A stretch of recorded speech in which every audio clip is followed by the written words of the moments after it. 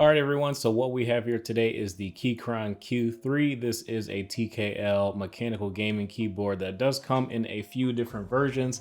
I did opt to go for the pre-built version myself, but it didn't stay in the pre-built condition for very long. We did it on stream. It was only pre-built for about maybe 10 or 15 minutes when I pulled it out of the box, and then it turned into this. So obviously it's a lot better now than what it was out of the box, but I did get a good enough grasp on how it felt to use as a stock keyboard for around $200. I would definitely say that it was above average. It has Keychron G Pro Reds, which are pre-lubed, and some pretty decent keycaps as well. They're OSA double shot PVT keycaps. OSA is a taller profile than something like a Cherry profile or an OEM profile, so it is a pretty unique typing experience as well. So it will be a new experience for you guys that have yet to try that type of thing. Even if you have been in the hobby for a while, it's kind of similar to SA, but it's a lot easier to use as far as regular typing and gaming. But anyway, starting off with the Keychron Q3, just some basic things about it. So you can get this keyboard as a bare bones keyboard for around $150 without switches and keycaps included, and that one is an okay deal.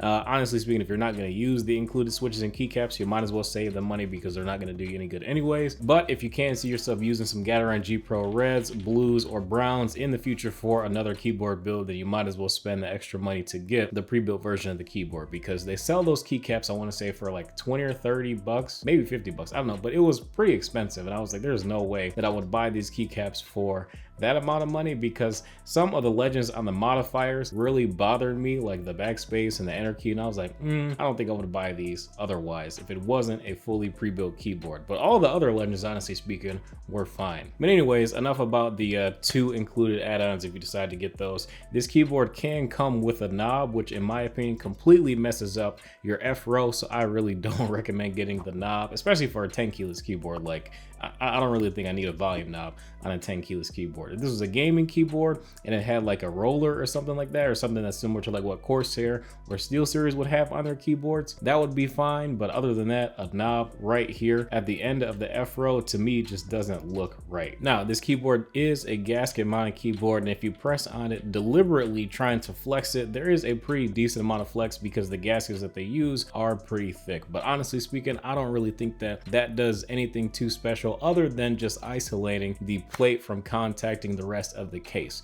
And it does a pretty good job at that too. Like the typing feel, I wouldn't call it soft, but I wouldn't call it stiff either. Like, it's just a decent amount of firmness. You don't really get too much feedback from bottoming out the keys, so it's just really nice to just have a nice isolation between the keycap and the switch bottom out and whatnot. But what I will say about the gasket mount is that you do get a decent amount of flex on all four corners of the keyboard when you use those keys. But otherwise, just typing in the middle, you're not really going to get a ton of flex at all, again, unless you're deliberately pressing. Now, between the aluminum plate and the PCB, there is a pretty thick layer of foam that does a pretty good job at isolating more of that switch sound, and underneath the PCB there is another very, very thin layer of foam as well. And now that foam does not really do that much, and if you plan on using a more budget switch that doesn't have a bottom housing that isolates a lot of sound, then I highly recommend adding some neoprene foam that I will have linked in the description below on Amazon. Super cheap, very good keyboard mod that will more or less delete ping out of any case. Now, personally, I ended up switching switches to the Techno Violet switches from Bolsa Supply. These are manufactured by Texi, and they have a full nylon housing as well as a palm stem. And these things lubed sound really, really good, and they actually eliminated a lot of that case ping that I was hearing before. Take a quick listen at what the keyboard sounded like stock versus with the Techno Violet switches as well as these DSA Vial Bloom keycaps.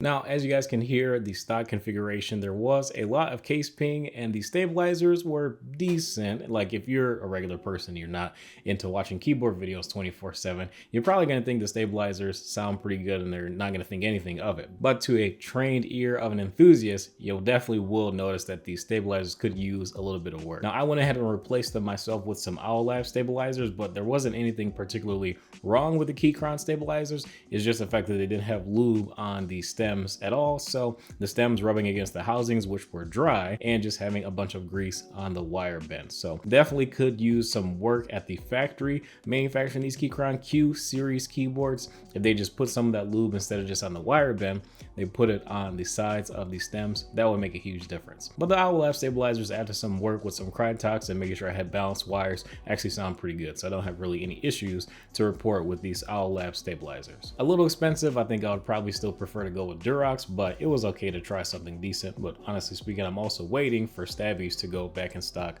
on Space Cable's website because they haven't been in stock for a while. Lastly, the best thing that I'll say about this keyboard is that there also is a USB Type-C port on the correct side of the keyboard, and you also have a little switch that switches the bottom row of controls from being in the Windows layout to the Mac layout. So you can use this keyboard with Windows or Mac natively, having your command or Windows start buttons swapped around so that you can use it on your respective OS. Inside the box, they do give you a few things as well: USB-C cable as well as an adapter to use, because the cable that they give you is USB Type-C to another USB Type-C. So that's kind of nice. If you do want to connect this directly to a Mac, you don't have to buy anything else. You just use that included USB Type-C cable. Overall, for the price of this keyboard, especially if you just get the bare bones version and you go ahead and modify it yourself, I would say that this does feel like a pretty premium keyboard for the money. There's very little mods that you have to do to this thing. If you want, you can tape mod the PCB or swap out that neoprene foam, which I definitely would suggest if you don't plan on using some premium switches that have good isolation from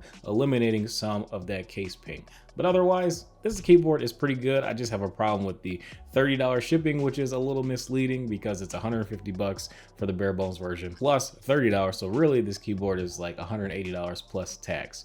And if you go with the maxed out knob version for $185, now you're looking at nearly $240, $250 by the time you add in taxes and shipping, depending on where you live. So it's a little bit misleading as far as the pricing when it comes to Keychron's website, but just remember, when you buy something from there, you're gonna have like $20 or $30 shipping. It's just really expensive. So with that being said, this keyboard is good. I don't really have any issues with it per se, but I do really enjoy using the board as well. South facing switches, so if you're an RGB fiend and you want shine through RGB keycaps, probably not going to be the best decision to go with this keyboard. The last thing that I will say though, I kind of wish that they supported a 7U spacebar. That would be nice. I don't have a 7U spacebar for this specific keycap set, so I'm fine with that. I'm just glad that I have a board that feels worthy to throw these DSA Vol Balloon keycaps on because they just look so good. And I've really been enjoying using this layout as well. I haven't used a solid TKL in a while, so that's really nice and refreshing. And ultimately, it didn't cost an arm and a leg either, so I'm really glad that I didn't have to spend $500 to get a TKL keyboard that feels like it can be endgame. I would also like to see a white version of this board. I know it is available in black. I went with the gray, obviously, but I would like to have a white version of this keyboard as well. That would be cool. But that's gonna be it for this video. If you guys enjoy, feel free to drop a like and subscribe to the channel if you guys are new as well. I will have the Keychron Q3 linked in the description below if you're interested in picking one up for yourself. Thank you guys again for watching, and I will see you in the next video.